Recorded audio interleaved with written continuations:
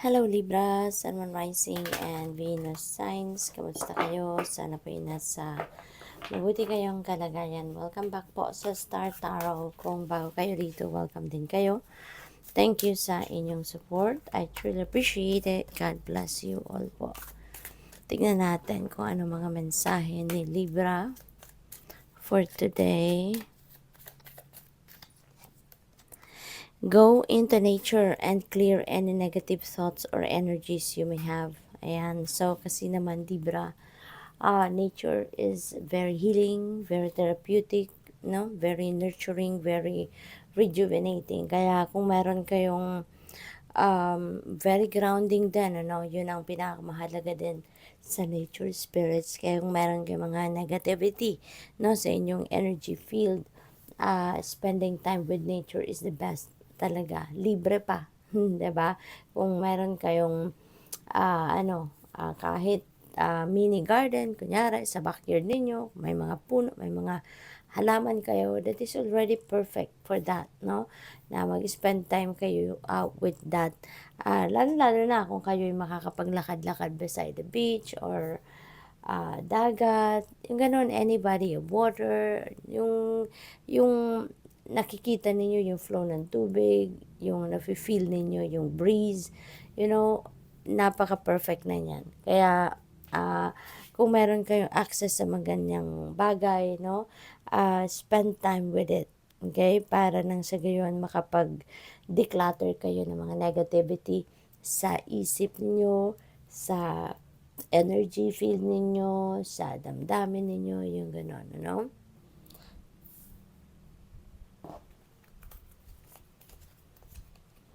Your family needs you right now. Call upon your angels to give you strength. Ayan, so, maybe, baka malayo kayo sa inyong pamilya, no?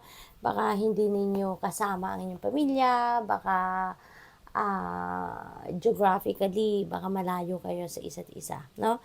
Maaring kailangan ninyo dito na mag-contact, no, sa inyong pamilya, say hi, say hello, kumusta, yung mga ganon, para malaman ninyo kung ano ang kailangan nila sa iyo, para malaman ninyo kung ano ang kalagayan nila, yung ganon, ano? What seems impossible is possible. Believe. Okay? Kasi totoo, wala naman talagang imposible sa Panginoon, no? Libra, walang imposible sa mundo. Lahat, no, posible, lahat na may isip ninyo ay pwedeng mangyari. No, depende lang sa inyong sitwasyon.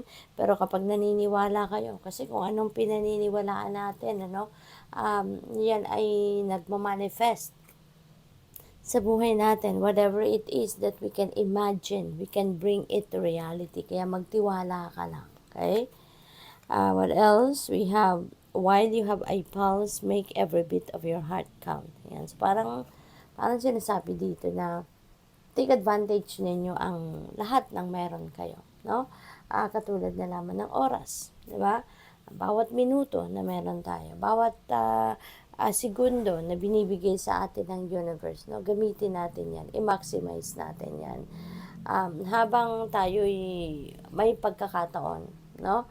Gawa natin ang paraan or gamitin natin ang bawat tsansa na meron tayo, ang bawat pagkakataon na meron tayo, no? So, tingnan natin kung ano pa ang ganap.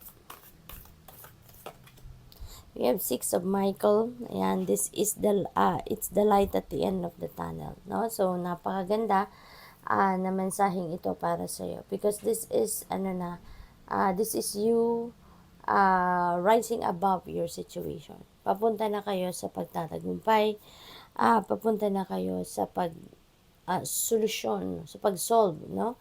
Sa paghatid ng solusyon sa inyong mga problema. Ito na 'yon, paparating na, no? Paparating na kayo doon sa pag-alis ninyo sa difficult situation, kung ano man ang pinagdadaanan ninyo. Okay? Tawag dito, makakahinga na kayo or mabubunutan na kayo ng tinik, kumbaga sa dibdib, no? Six of Michael also signifies travel. That also signifies relocation, no? Maaaring merong maglilipat ng bahay, tirahan, trabaho, employer, mga ganon, ano? So, what else? We have 7 of Raphael. Ayan. Panahon na para panahon na para mag-desisyon kayo, no? Maaaring in the past, parang, or lately, no? Alam niyo meron kayong kailangan pagdesisyonan, pero siguro nagdadalawang isip kayo. Siguro, ah, hindi kayo makapagdesisyon kasi maaaring nalilito kayo. Maaaring hindi ninyo alam kung ano yung best na desisyon na gagawin ninyo. Kaya parang isinasantabi nyo muna. Pero sabi ng energy na to, it's time to make a decision because you are going to make a decision anyways. 'Di ba? Kaya para hindi na siguro ito magtagal pa or para maiwasan na maging complicated pa ang lahat, no? Kasi sometimes, kapag pinapamamaya-mamaya na natin ang mga bagay-bagay, naghihintay pa tayo, sometimes mas lalo nakukumplika. Sometimes mas lalong nahihirapan kayo in the end. Kaya make a decision anyways, no? Makakatulong sa inyo if you're going to tune into your intuition. Makakatulong sa inyo if you're going to listen, no? And follow what your intuition is telling you. Kasi yan ang gagabay sa inyo patungo doon sa tamang desisyon, sa tamang option, no? You may need to detoxify yourself, you may need to declutter yourself. Maaring kailangan ninyo na magnilay-nilay, kailangan ninyo na magmuni-muni para kayo ay magkaroon ng pagkakataon na maibalik ninyo ang balanse sa sarili ninyo. Okay?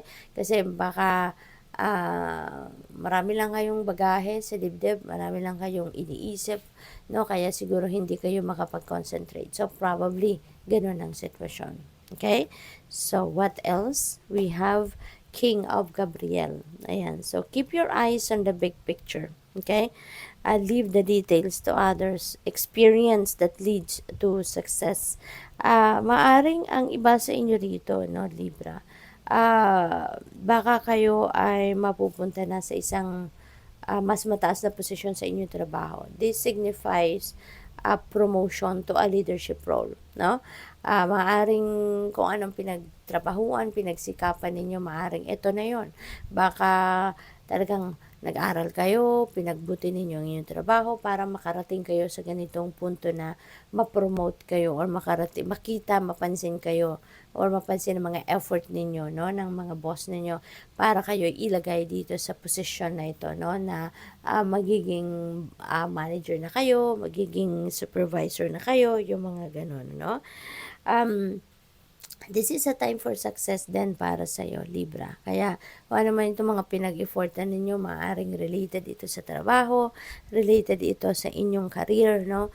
That is going to bring you to success. Okay? What else? We have 9 of Ariel. Wow, napakaganda. Your dreams are coming to fruition. Meron ditong wish fulfillment na mangyayari, Libra. So, napakasaya.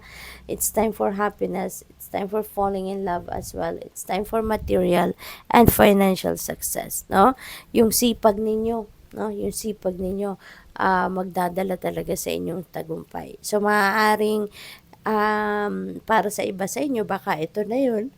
Yung success na ito, yung promotion talaga, maaari din naman na sa negosyo ito or sa mga pinag-e-effortan ninyo. Maaring nagsisikap kayo na makapag-abroad kayo at maaring kayo ay makakapag-abroad na nga, maaring kayo ipaalis na nga, maaring nagsikap kayo para kayo ay magkaroon ng sariling bahay, makabili ng sasakyan, makabili ng lupa, yung mga ganun ba.